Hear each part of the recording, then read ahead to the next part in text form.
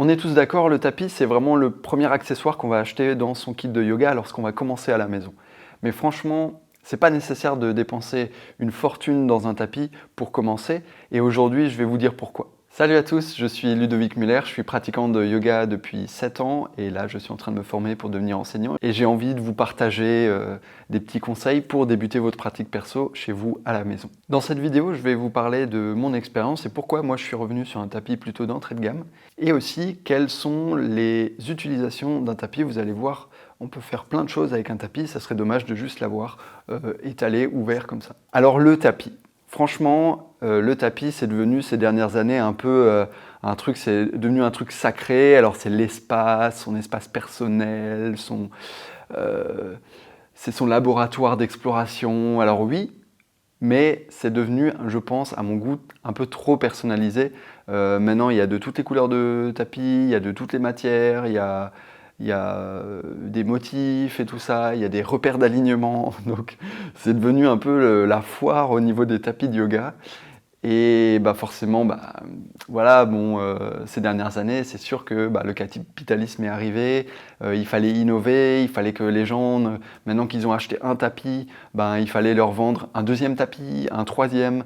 Alors moi, personnellement, mon expérience, oui, moi, à la maison, j'ai 3 tapis.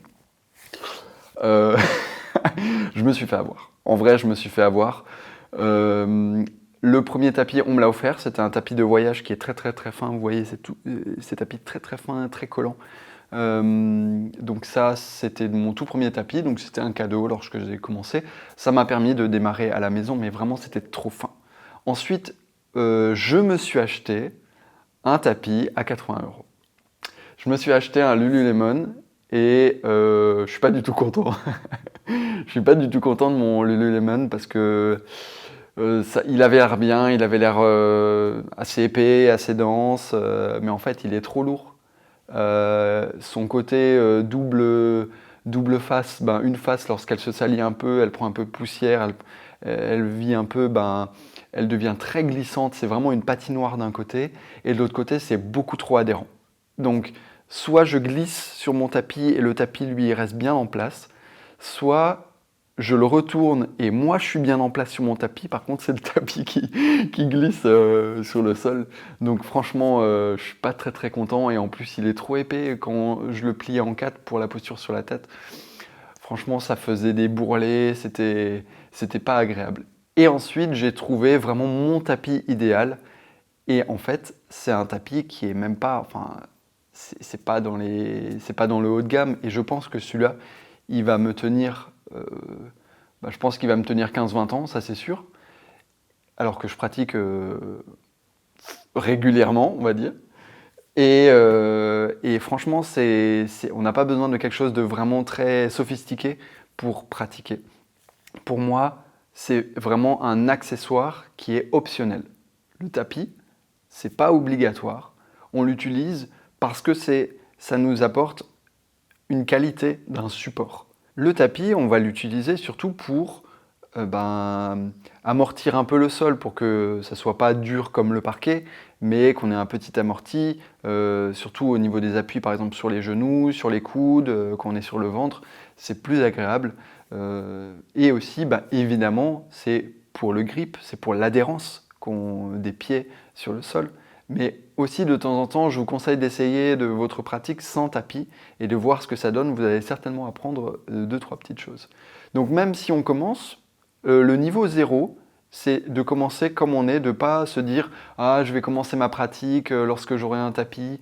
Je vais acheter un tapis plus cher, comme ça je serai motivé à commencer. » Non, non, je pense que votre tapis, si vous en achetez un peu plus cher, il va vous donner envie de pratiquer une semaine et après il va se retrouver avec votre autre tapis peut-être ou votre collection de choses que vous avez achetées et que vous n'utilisez plus maintenant une semaine, 2 semaines après. Donc revenons à moi, ce que j'ai acheté après mon Lululemon, c'est un tapis no name. C'est vraiment la base ce qu'en anglais ils appellent le sticky mat. C'est le tapis collant, donc le tapis adhérent. Moi, ce que j'ai, c'est un tapis vraiment, c'est no name. L'avantage, c'est qu'il n'est pas très très fin. Je le trouve qu'il est assez dense et du coup, il se plie un peu dans tous les sens très facilement. En gros, on peut le plier comme une couverture et il gardera sa forme. Ça, c'est ce que j'aime beaucoup de ce tapis-là. Il n'est pas très très lourd et pourtant, celui-là, il est à ma taille. Il fait 2,20 m de longueur. Contrairement aux tapis qui sont plutôt classiques, qui sont plutôt dans les 1,80 m, 1,90 m. Sinon, ici au centre de yoga à Ayengar de Strasbourg, on a aussi des tapis comme celui-ci. Il est un tout petit peu différent, mais c'est à peu près le même esprit, c'est le même comportement. Là, j'ai l'impression qu'il est un tout petit peu plus épais. Ça vaut très bien le coup. Et en parlant de coût, ce genre de tapis, je dirais peut-être pas de bêtises. Je ne sais pas si je dis une bêtise, mais on est aux alentours de 24 €, 30 € le tapis. Peut-être qu'il y a un surcoût si vous voulez un tapis un peu plus long, comme moi, mon perso. Et celui que j'ai là personnellement, il m'a coûté 34 €, 35 €, quelque chose comme ça. C'est vraiment pas nécessaire de dépenser une fortune. Et ça va vous tenir vraiment longtemps. Je pourrais dire facilement 10, 15, 20 ans.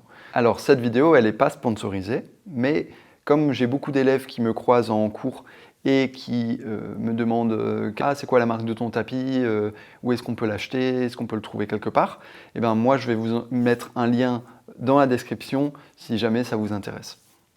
Et pour aussi comparer les prix, parce que vous allez voir sur le même site, c'est le jour et la nuit, quoi. Alors moi, vous allez voir, mon tapis, il est plutôt long.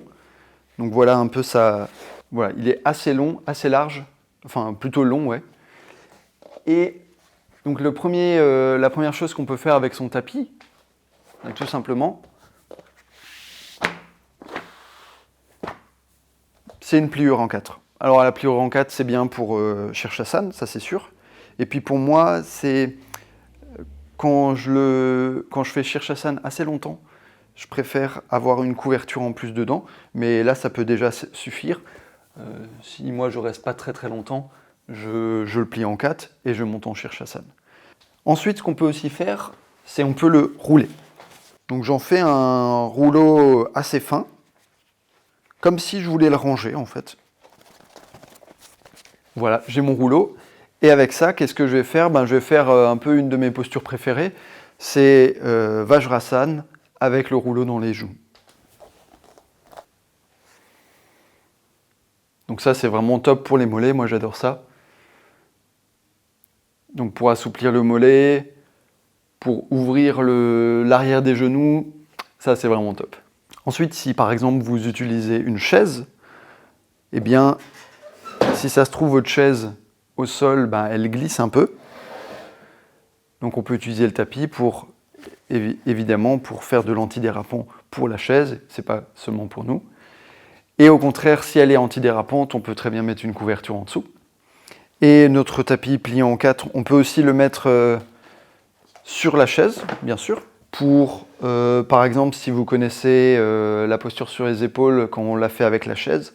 Et ensuite, on peut être créatif. On peut, par exemple, plier encore le tapis en 2 pour avoir une épaisseur un peu de ce type-là, qui peut faire l'affaire lorsqu'on n'a pas de couverture.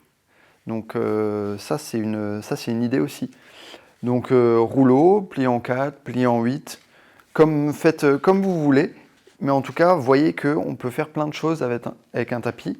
Et j'espère que ça vous donnera envie un peu d'explorer, de faire plus de choses avec votre tapis. Cela dit, ça c'est si vraiment vous avez besoin d'acheter un tapis. Si vous en avez déjà un chez vous, je ne pense pas que ce soit nécessaire d'en acheter un nouveau. Donc ne vous dites pas « Ah je pratiquerai mieux parce que j'ai un nouveau tapis » ou « Je serai motivé parce que j'ai un nouveau tapis ». Parce que là, ça veut dire que votre motivation, elle vient de l'extérieur. Alors que votre motivation, ça devrait être l'envie de pratiquer. Et c'est normal qu'au début, on n'a pas envie de pratiquer. On trouve ça difficile parce que c'est cette voix intérieure qui n'est pas encore tout à fait développée. Donc allez-y progressivement, faites au début juste 2-3 postures et vous voyez comment ça va, essayez d'avoir une petite régularité, même si c'est juste 2-3 postures et les choses viendront avec le temps. Dites-moi dans les commentaires si vous êtes d'accord avec moi ou quel est votre type de tapis préféré à vous. Moi, je suis curieux.